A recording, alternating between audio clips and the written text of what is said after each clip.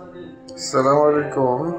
গতকাল একটা পাস এসেছিল সিএস এর জন্য। আমরা পাস বসিয়েছিলাম 3টা মিডিয়াতে। আমার হাতে যেটা আছে সেটা হচ্ছে ইউটিআই হাইক্রোমাগার মিডিয়া। এখানে দেখেন কি সুন্দর গ্রোথ এসেছে। Golden yellow colony stuff foil প্রকাশ করে কি সুন্দর গোল্ডেন ইয়েলো কলোনি না?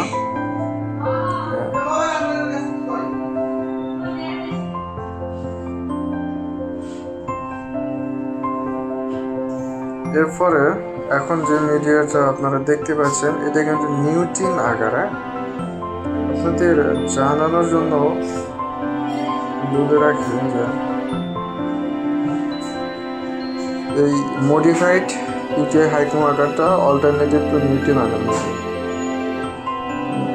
এখানে আমরা দেখতে পাচ্ছি যে একই মতো বরঞ্চ ওইটাতে আরো সুন্দর দেখা যাচ্ছে এই আর কি।